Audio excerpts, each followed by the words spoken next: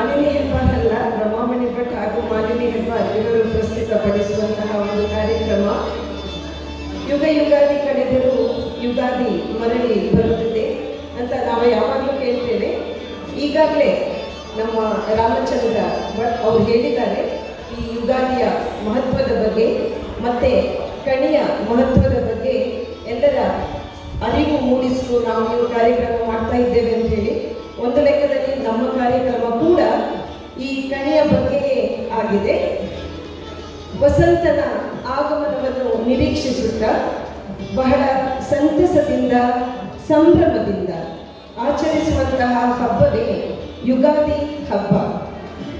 ಸೂರ್ಯದೇವನು ಮೇಷರಾಶಿಯನ್ನು ಪ್ರವೇಶಿಸುವಂತಹ ಸಂದರ್ಭದಲ್ಲಿ ನಾವು ಆಚರಿಸುವಂತಹ ಈ ಹಬ್ಬವನ್ನು ತುಳುವರು ಹಾಗೂ ಶಿವಳ್ಳಿಯವರಾದ ನಾವು ವಿಷು ಹಬ್ಬ, ವಿಷು ಪರ್ವ ಎಂದು ಬಹಳ ಸಂಭ್ರಮದಿಂದ ಆಚರಿಸುತ್ತೇವೆ. ಹೌದು, ಶಿವಳ್ಳಿ ಸಂಪ್ರದಾಯದಲ್ಲಿ ವಿಷು ಕಣಿ ನಮ್ಮ ವಿಷು ಹಬ್ಬದ ಅಂದರೆ ಯುಗಾದಿ ಹಬ್ಬದ ಒಂದು ಪ್ರಮುಖ ಅಂಗವಾಗಿದೆ. ಮಂಗಳಕರವಾದ ವಸ್ತುಗಳಿಂದ ಹಾಗೂ ಹೊಸದಾಗಿ ಬೆಳೆದ ತರಕಾರಿ ಹಣ್ಣು ಹೂಗಳಿಂದ ವಿಷುಕಣಿಯನ್ನು ಅಲಂಕರಿಸಿ ಮುಂಜಾನೆ ಬೇಗ ಎದ್ದು ವಿಷುವನ್ನು ಕಣಿಯನ್ನು ನೋಡುವುದರಿಂದ ನಮ್ಮ ವರ್ಷ ಪೂರ್ತಿ ಸುಖ, ಶಾಂತಿ, ಸಮೃದ್ಧಿ, ನೆಮ್ಮದಿಯಿಂದ ಕಳೆಯುವುದು ಎಂಬ ನಂಬಿಕೆ ಇದೆ. ಹೌದಲ್ಲವೇ? ಕಣಿ ಎಂದು ಹೇಳುವಾಗ ನನ್ನ ಮನಸ್ಸಿಗೆ ಬರುವಂತಹ ವಿಚಾರ, ಚಿನ್ನ ಬಹಳ ಅತ್ಯಮೂಲ್ಯ ಹೌದು, ಆದರೆ ದೇವರ ಸಾಮಗ್ರಿಗಳು ಇರುವುದೆಲ್ಲ ಬೆಳ್ಳಿಯಲ್ಲಿ ತಾನೇ. ಬೆಳ್ಳಿ ನಮ್ಮ ಸಮೃದ್ಧಿಯ ಪ್ರತೀಕ. ಬೆಳ್ಳಿ ತಟ್ಟೆಯಲ್ಲಿ ಭೂದೇವಿಯನ್ನು ಸ್ಮರಿಸುತ್ತಾ ಅಕ್ಕಿಯನ್ನು ಹಾಕಿ ಇದನ್ನು ನಮ್ಮ ಕಣಿಯ ಅಡಿಪಾಯವಾಗಿ ನಾವು ಬಳಸುತ್ತೇವೆ. ಇದನ್ನು ನಮಗೆ ತಂದಂಥವರು ಶ್ರೀಮತಿ ರೂಪಾ ಭಟ್. ಪುರಾಣದ ಕಥೆಯ ಪ್ರಕಾರ ದೇವತೆಗಳು ಹಾಗೂ ರಾಕ್ಷಸರು ಸಮುದ್ರ ಮಥನವನ್ನು ಮಾಡಿದಾಗ ಅಮರತ್ವದ ಪ್ರತೀಕವಾದ ಅಮೃತವು ಕಲಶದಿಂದ ಉದ್ಭವಿಸಿದಂತೆ. ಹಾಗಾಗಿ ಈ ಕಲಶಕ್ಕೆ ನಮ್ಮ ಪೂಜಾ ಕಾರ್ಯಗಳಲ್ಲಿ ಒಂದು ವಿಶಿಷ್ಟ ಸ್ಥಾನ. ತೆಂಗಿನಕಾಯಿಯನ್ನು ಶ್ರೀಫಲ ಅಂದರೆ ಶ್ರೀಲಕ್ಷ್ಮಿ ಅಂತ ಹೇಳುತ್ತಾರೆ. ಲಕ್ಷ್ಮೀನಾರಾಯಣರ ಸಂಕೇತವಾಗಿರುವ ತೆಂಗಿನಕಾಯಿ ಹಾಗೂ ಕಲಶದೊಂದಿಗೆ ಕಲಶವನ್ನು ನಮ್ಮ ಬೆಳ್ಳಿ ತಟ್ಟೆ ಮೇಲೆ ಸಜ್ಜುಗೊಳಿಸಿ ಚಂದಗಾಣಿಸಲು ಚಂದ್ರಿಕಾ ಭಟ್ಟರು ಬರುತ್ತಿದ್ದಾರೆ. ಅರಸಿನ ಕುಂಕುಮ, ಕುಪ್ಪಸಕಣ ಇವೆಲ್ಲವೂ ಕೂಡ ಮುತ್ತೈದೆಯರ ಲಕ್ಷಣವನ್ನು ನಮ್ಮ ಮನಸ್ಸಿಗೆ ತರುವಂಥದ್ದು. ಅರಸಿನ ಕುಂಕುಮದಲ್ಲಿ ಔಷಧಿಯ ಅಂಶ ಕೂಡ ಇರುವ ಕಾರಣ ಆಂತರಿಕವಾಗಿ ನಮ್ಮ ಬಲವನ್ನು, ಶಕ್ತಿಯನ್ನು ವೃದ್ಧಿಸುವಂಥದ್ದು ಅದು. ಅದೇ ರೀತಿ ಕುಪ್ಪಸ ಕಣ ನಮ್ಮ ಎಲ್ಲ ಹೆಂಗಸರ ಮುತ್ತೈದೆಯರ ಸಂಕೇತವಾಗಿ ಈಗ ಕಣಿಯನ್ನು ಅಲಂಕರಿಸಲು ಬಂದಿದ್ದಾರೆ ಶ್ರೀಮತಿ ಶೀಲಾ ಜಯಪ್ರಕಾಶ್. ಪೂಜೆಯ ಹಬ್ಬ ಎಂದ ಕೂಡಲೇ ನಮಗೆ ನೆನಪಿಗೆ ಬರುವುದು ಹೂವು. ಹೂವು ನಮ್ಮ ಐಹಿಕ ಮತ್ತು ದೈಹಿಕ ಶಕ್ತಿಯನ್ನು ಕೂಡಿಸುವ ಒಂದು ಸತ್ಯತೆಯನ್ನು ಕೂಡಿಸುವ ಒಂದು ಸೇತುವೆ. ಇದರ ದಳಗಳು ನಮ್ಮ ಜೀವನದ ಚಕ್ರವನ್ನು ತೋರಿಸುತ್ತದೆ. ಇದಕ್ಕೆಲ್ಲ ಮಿಗಿಲಾಗಿ ಹೂವಿನ ಸುಗಂಧ ಹಾಗೂ ಅದರ ರಂಗು ರಂಗಿನ ಬಣ್ಣಗಳಿಂದ ಸೌಂದರ್ಯದಿಂದ ನಮ್ಮ ಪೂಜೆಯ ಸ್ಥಳವನ್ನು ಆಕರ್ಷಣೀಯವಾಗಿಯೂ ಮಾಡುತ್ತದೆ. ಅಷ್ಟೇ ಅಲ್ಲದೆ ಈ ವಿಳ್ಯದೆಲೆಯಲ್ಲಿ ಪಾರ್ವತಿ, ಲಕ್ಷ್ಮೀ, ಸರಸ್ವತಿಯವರು ನೆಲೆಸಿದ್ದಾರೆ ಎಂದು ಹೇಳುತ್ತಾರೆ.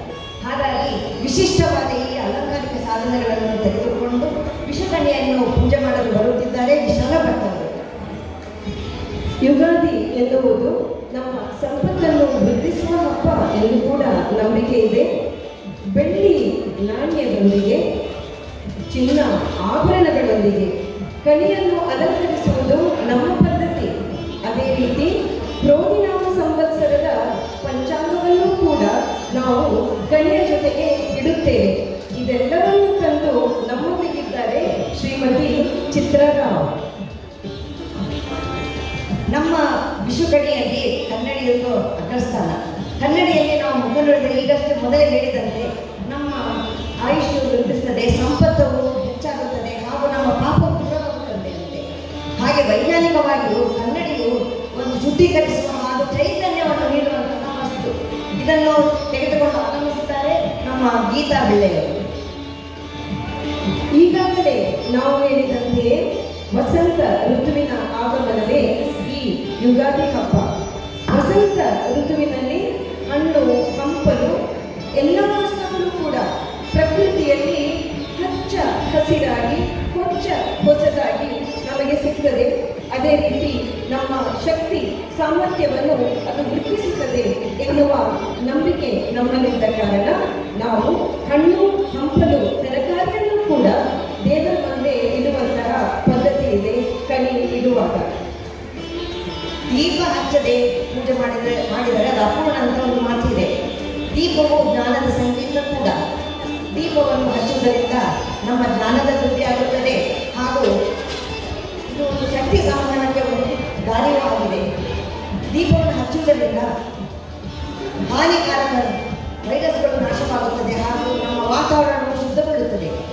ಹಾಗೆ ಈ ದಿವ್ಯವಾದ ಮಾಲಿನ್ಯವನ್ನು ತಡೆಯಲು ಮಾಲಿನ್ಯವರು ದೀಪವನ್ನು ತೆಗೆದುಕೊಂಡು ಈ ವಿಶ್ವಕಣಿಯನ್ನು ಪ್ರಜ್ವಲಿಸುತ್ತಿದ್ದಾರೆ. ದೀಪದ ಬೆಳಕಿನಲ್ಲಿ ನಮ್ಮ ವಿಶ್ವಕಣಿಯ ಪ್ರಭೆಯು ಪ್ರಜ್ವಲಿಸುತ್ತದೆ. ನೋಡಿ ಎಷ್ಟು ಚೆನ್ನಾಗಿ ಪ್ರಜ್ವಲಿಸುತ್ತಿದೆ. ನಾವು ಮಾತನಾಡುತ್ತಿದ್ದಂತೆಯೇ ನಮ್ಮ ಕಣಿ ಸಿದ್ಧವಾಯಿತು ನೋಡಿ. ನಮ್ಮ ಎಲ್ಲ ಈ ಗಣಿಯರು ಮುತ್ತೈದೆಯರು ಈ ಕಣಿಯನ್ನು ಸಿದ್ಧರಾಗಿಸಿದ್ದಾರೆ ನಮಗೋಸ್ಕರ. ಈಗ ಬಹಳ ಸಂಭ್ರಮದಿಂದ ಯುಗಾದಿ ಕಳೆದರೂ ಯುಗಾದಿ ಮರಳಿ ಬರುತ್ತಿದೆ ಎನ್ನುವ ಮಾತನ್ನು ಇನ್ನೊಮ್ಮೆ ಮೆಲುಕು ಹಾಕಿಕೊಂಡು ನಾವು ಯುಗಾದಿ ಹಬ್ಬವನ್ನು ನೃತ್ಯದ ಮೂಲಕ ಆಚರಿಸೋಣವೇ. ಖಂಡಿತವಾಗಿ ನಾವು ಹಾಡಿ ನಲಿದು ಕುಣಿದು ನಮ್ಮ